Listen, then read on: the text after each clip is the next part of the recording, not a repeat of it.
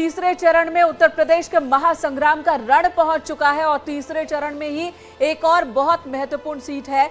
करहल की हम बात कर रहे हैं, मैनपुरी के करहल, और वहां पर समाजवादी पार्टी बीजेपी आमने सामने। समाजवादी पार्टी की ओर से अखिलेश यादव चुनाव मैदान में है करहल विधानसभा सीट पर और उन्हें चुनौती दे रहे हैं एसपी सिंह बघेल, जो कि सांसद है, केंद्रीय मंत्री हैं, इस वक्त हमारे साथ मौजूद हैं।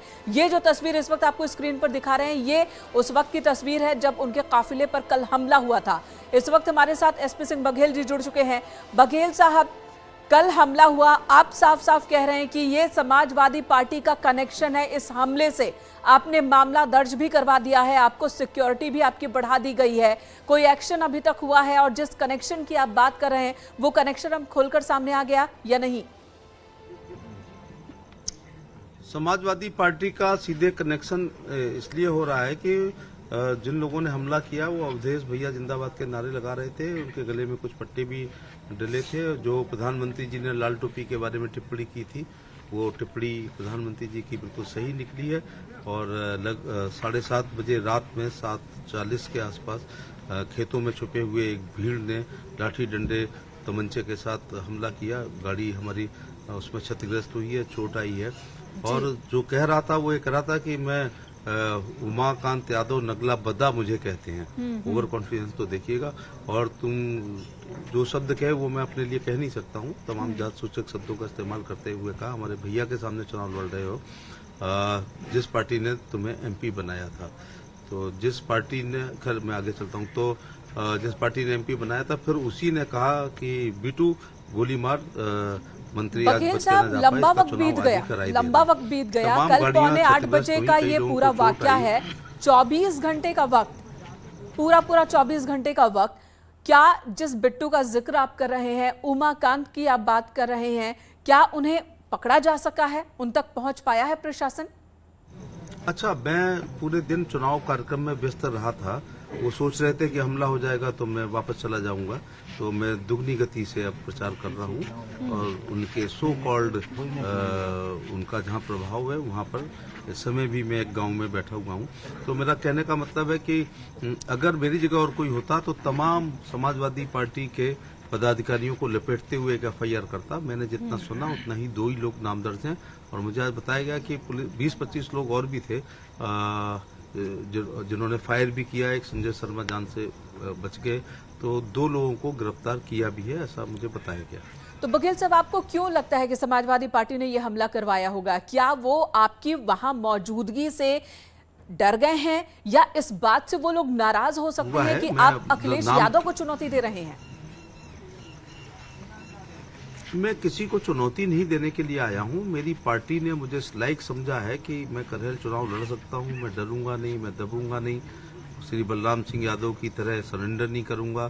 श्री दर्शन सिंह जी जो लड़ते रहे, बाद में जाके राज्यसभा के लिए सरेंडर कर गए, उनके भाई शामिल हो गए।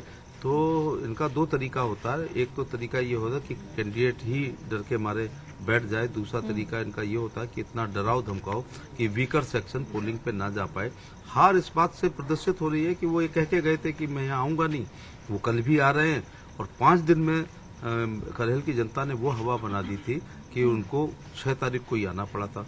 मैं बार बार थक गया उन लोगों के नाम लेते। पूर्व सांसद डिम्पल यादव, पूर्व सांसद धर्मेंद्र यादव, पूर्व सांसद अक्षय यादव, जो गढ़ों से जीत लड़ने पे पूर्व हो चुके हैं, राम गोपाल यादव जी और पूर्व सांसद तेज प्रताप जी घर घर वोट मांगते घूम रहे हैं।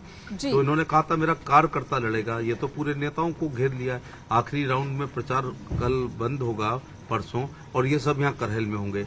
थर्ड राउंड का फर्स्ट राउंड में 8 तारीख को प्रचार बंद हो रहा था। मैं अपनी लोकसभा की अत्मातुर विधानसभा में धर्मपाल सिंह चौहान के पक्ष में प्रचार कर रहा था, और इनके घर के 5 ही करहल में थे। तो बांध तो रखा है मैंने, इनको घेर भी रखा है। और अब जहाँ जीत है ये करहल की जनता तय करेगी। आपने घेर रखा है, और इससे पहले भी बघेल साहब आपने कहा था, जिस दिन आपने पर्चा दाखिल किया था, आपने कहा था कि इससे पहले भी कई और गढ़ में सेंध मारी हुई है, यहाँ भी दरार आप ही डालेंगे, सेंध आप ही मरवाएंगे। और क्या इसी बात से कोई खलबली है? देखिए, मैं आपको बता रहा हूं कि जब मैं डिम्पल और अक्षय लड़ रहे थे, आप उनका गढ़ कह रहे थे, हम लोग कह रहे थे गिरा देंगे। गढ़ गिरा तब जाके सिद्ध हो पाया। क्या आप कभी दोबारा ये कहने, कोई पत्रकार कहेगा अगले फिरोजाबाद के चुनाव में कि उनका गढ़ है? अक्षय यादव हार चुके हैं। अब कोई कहेगा बदायूं में हार जीत जो भी हो, लेकिन भविष्य में ये कहने का अधिकार सेपी परिवार को और पत्रकारों को भी खत्म हो गया है कि बदायूं गढ़ है। और कन्नौज का तो एक ऐसा उदाहरण है, बच्चों को पीएचडी करना चाहिए। सेपी परिवार की गुंडई की पराकाष्ठा ये थी कि 2012 में डिम्पल यादव निर्विरोध सांसद होती हैं और 2019 में वो हार जाती हैं। अर्श से फर्श तक इसी को कहते हैं। तो बच्चों को पीएचडी करना चाहिए कि वो इतनी लोकप्रिय थी, गांधी नेहरू से ज्यादा लोकप्रिय थी। गांव में प्रधान नहीं हो पाते हैं निर्विरोध, वो सांसद हो गई।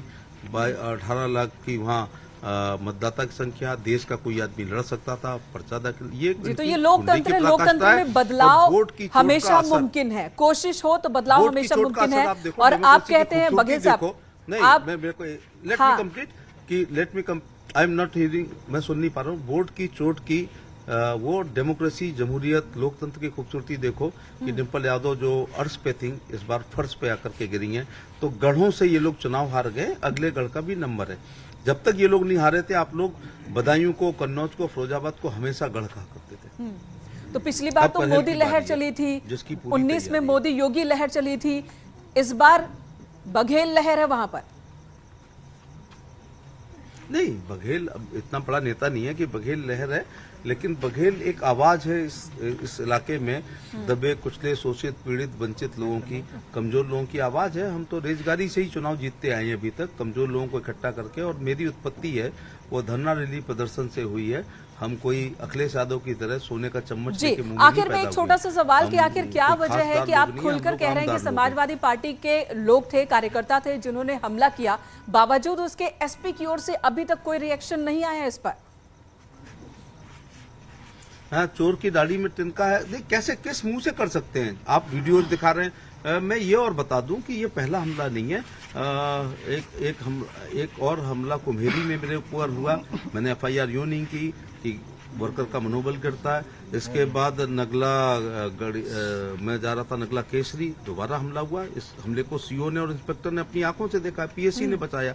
ये तीसरा हमला हुआ तो वो डरे हुए हैं, वो डरे हुए, आप ये कह रहे हैं बघेल जी